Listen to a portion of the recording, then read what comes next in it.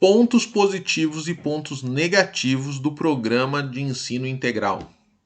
Tudo bem com você? Meu nome é Érico, eu sou graduado em letras e especialista em metodologia de ensino.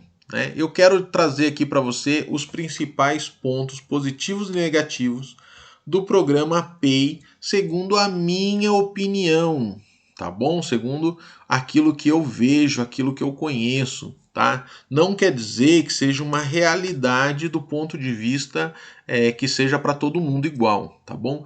Mas eu quero trazer aqui, primeiro ponto, né? Por que PEI SP e não PEI apenas, né? Porque dentro do Estado primeiro nós temos uma hierarquia, né?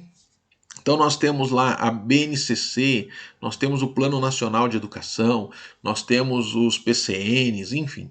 E aí a BNCC ali fez aquela consulta pública, né, onde muitos professores participaram, né, foi aberto para quem quisesse participar. E em 2022, era o ano passado, eles iam abrir novamente aí para fazer alguns ajustes, né? Então o pessoal ia estar discutindo e tudo mais.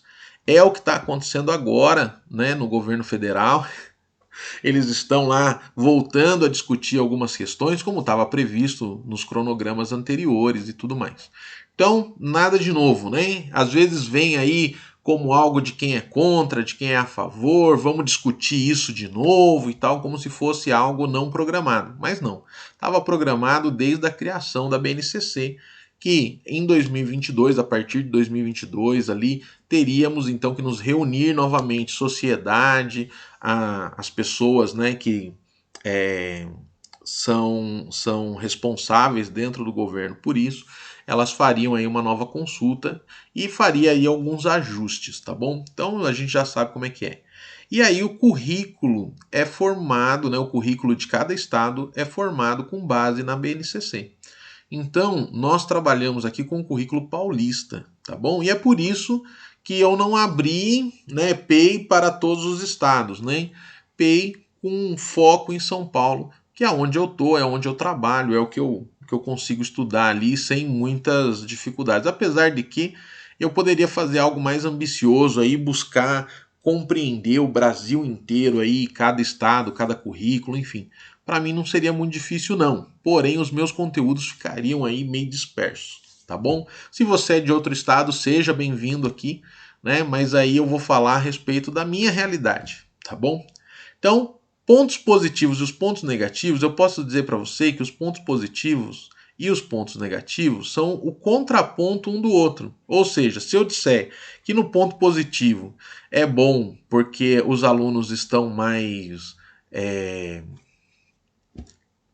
protagonistas, ao mesmo tempo eu estou dizendo o seguinte: é de um ponto de vista meio ruim, porque o professor perdeu ali um pouco aquele comando, né, aquele controle sobre as pessoas. Então, alguns professores aí vão sentir essa diferença, né? E por conta disso, então eu sempre falo, né, um ali vai ser contraponto do outro, tá bom?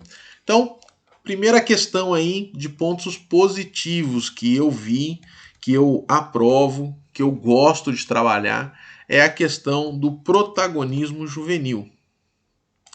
Protagonismo juvenil.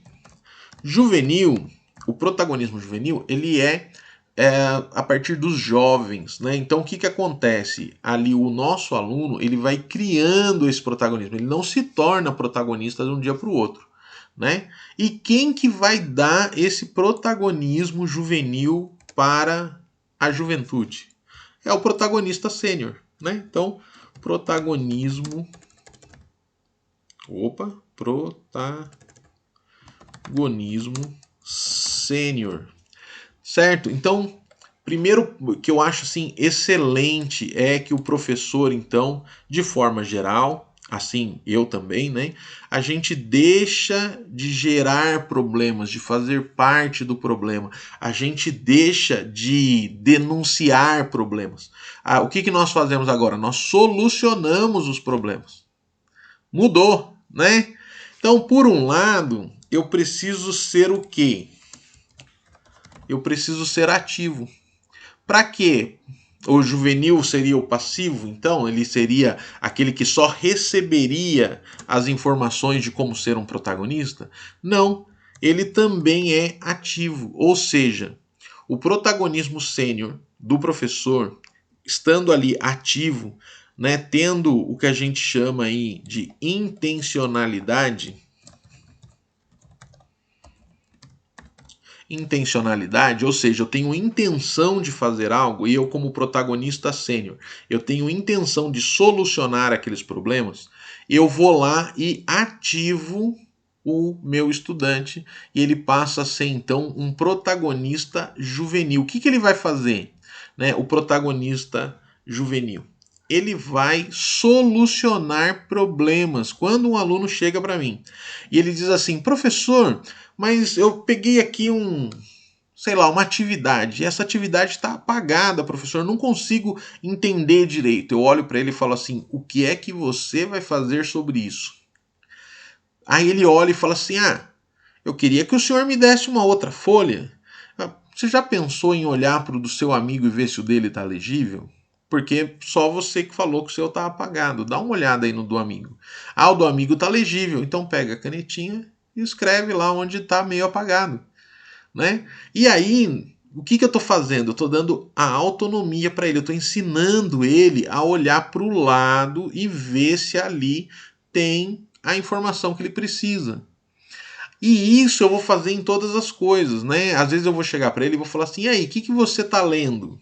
Aí ele vai me dizer assim: professor, eu estou lendo aqui um livro e tal. Sobre o que se trata? E aí eu vou aumentando gradualmente a minha voz para que ele vá aumentando a dele também. E os outros alunos no entorno começam a ouvir sobre o que se trata o livro. E eu falo, nossa, que legal, cara, eu vou ler também. E tal. Às vezes eu tiro até foto do livro, porque realmente eu vou ler também. Porque eu sou meio doido por livro. Então, assim, é uma coisa que eu faço coleção na vida, assim, é livro. Né? Então, eu acho isso super positivo no PEI, né, de forma geral. Né? E aí é o seguinte, você gerar nele, a partir do momento que ele é protagonista, que ele resolve problemas, quando você propõe algum projeto, quando eu falo em projeto, eu não estou falando desses projetos, né? Eu estou falando de qualquer projeto. Né? Então, às vezes, é uma aula que você vai propor diferente, às vezes é um clube que você vai propor diferente, às vezes, que de repente, o clube, né, é eles quem fazem, o professor não se mete no clube. Porém, às vezes você vai lá e dá uma ideia, né? Fala assim, viu, escuta, nós vamos ter aí um campeonato de alguma coisa, por que vocês já não fazem um clube direcionado para isso? Né? E aí, claro, né, se ele compra a ideia, é bom que você que deu a ideia participe também, não como alguém que vai direcionar alguma coisa, mas como alguém que está realmente ali. Por exemplo, né, eu fui fazer parte um tempo aí do clube do podcast. Então o que eu faço? Eu me coloco debaixo da autoridade do presidente do clube. O presidente é um dos estudantes. Né? Então eu falo para ele assim, presidente, e eu chamo ele de presidente. Eu falo, presidente, o que a gente vai fazer hoje? Aí ele fala assim, hoje nós vamos fazer e tal, e ele passa alguma coisinha lá. E aí eu fico atencioso, né? Eu fico demonstrando para os outros como é que você se comporta quando você colabora com a hierarquia. Né? E eu fico lá demonstrando isso. O presidente, vamos fazer alguma coisa diferente hoje? O que a gente podia fazer? Presidente, o senhor pesquisou alguma coisa aí para nos passar? E isso faz com que, primeiro, ele ganhe em autoridade e entenda que ele é o presidente do clube. Os outros também se colocam debaixo da autoridade dele porque vê que eu, como professor, naquele momento eu não sou o professor, naquele momento eu sou um mero participante do clube. Né? Eu sou um membro do clube. Né? Então, assim, a minha autoridade de professor fica para quando eu estiver como professor. Né? Então é muito interessante você trabalhar isso com o seu aluno, ter a intenção de mostrar para ele, né, com a sua atitude, né, ensinar com a sua atitude. Então, pontos positivos, assim, bom, para mim, né, vai sobrar ponto positivo. Alguns pontos que eu vejo como negativo, né, no programa PEI. Eu acredito, vou dizer para você assim, o que é que eu vejo não como negativo, de forma geral no programa, porque eu acho que o programa é muito válido, acredito muito nesse programa. O que eu vejo como negativo talvez seja atitudes contrárias ao protagonismo sênior. Então, atitudes de uma pessoa que não é protagonista, né? Então, atitudes não protagonistas. Por quê? Da mesma forma que você tira um homem da quinta série, mas não tira a quinta série de um homem de dentro dele, né? A mesma coisa tem acontecido aí com alguns dos nossos irmãos de trabalho, né? Com alguns dos nossos colegas de trabalho. O que acontece com eles? Em alguns momentos eles não se sentem à vontade com essa questão da intencionalidade. Por quê? Porque ele precisa demonstrar a intenção dele. Ele precisa ser claro nas intenções, ele precisa ser claro nas habilidades que estão sendo trabalhadas. Então é muito difícil, por exemplo, chegar lá e enrolar uma aula. Né? É muito difícil, por exemplo, você chegar lá e não apontar os defeitos de alguma coisa. Né? A gente sabe que nós somos limitados por questão financeira, nós somos limitados por questões do dia a dia ali, porque somos seres humanos, né? Enfim. E aí, ao invés de eu reclamar, eu preciso agir solucionando o problema. E alguns de nós não aprendeu isso, né? E isso nós vamos aprender, tá bom? Nós vamos aprender.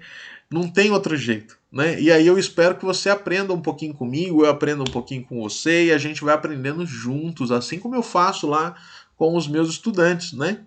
Então, atitude não protagonista é um ponto negativo. Infelizmente, existem muitos que não conseguem aí adequar a sua intencionalidade, não conseguem ser protagonistas, tá bom? E aí, quando o adulto não é protagonista, ele não ensina o protagonismo para o estudante. E quando acontece isso também é muito triste, né? Quando o estudante é cobrado de algo que ele não aprendeu.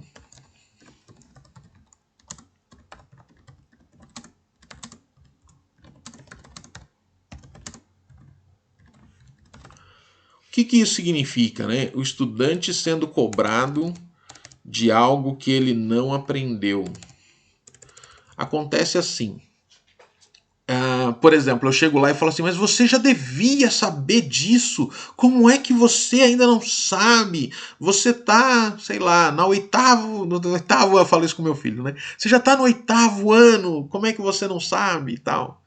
Mas, apesar de eu às vezes fazer isso com o meu filho, depois eu lembro que talvez ele não tenha visto. Né? Tivemos aí uma pandemia, tivemos situações que deixaram a sociedade toda ficou meio perdida em alguns quesitos aí durante 2 anos, né? Pais perderam empregos, né? Enfim, foi bem triste. Enfim, então os estudantes, quando eles são cobrados de algo que ele não aprendeu, nós professores de forma geral, nós só podemos cobrar aquilo que nós ensinamos.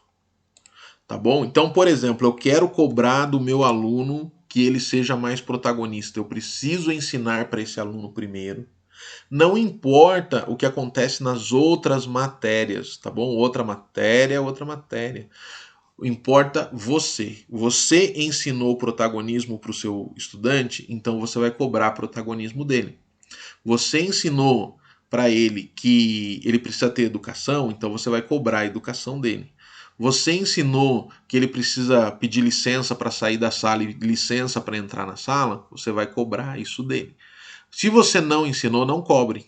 Você só cobra aquilo que você ensina. Tá bom?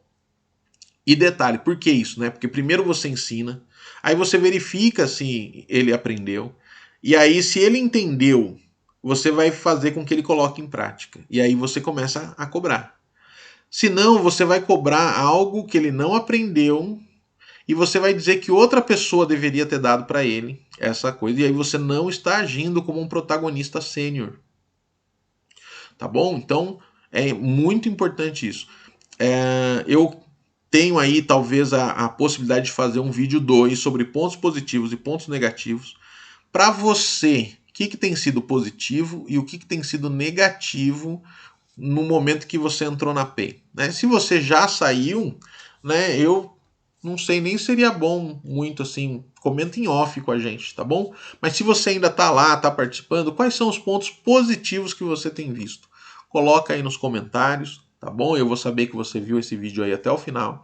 E o que você achou desses pontos que eu coloquei aqui? Você tem visto muito isso aí na sua unidade escolar?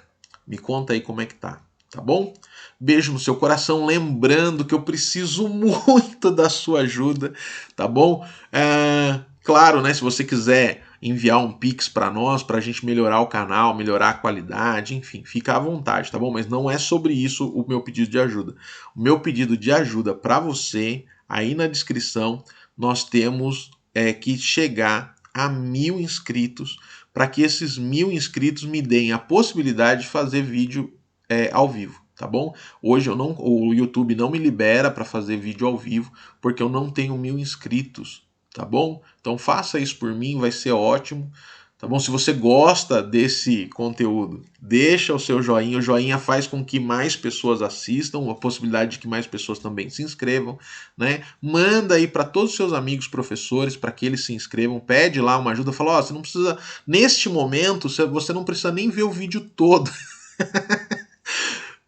Deixa só inscrito, porque ele precisa chegar nos 1.000 inscritos para liberar a função de live, tá bom? E eu prometo, já fiz essa promessa e vou continuar prometendo, nós vamos fazer lives, pelo menos um pouquinho aí por um período de tempo, aos sábados de manhã, aonde eu vou ouvir aí as suas dores e vou comentar sobre elas e vou fazer aí alguns planejamentos para a gente ver como é que a gente soluciona esses problemas, tá bom?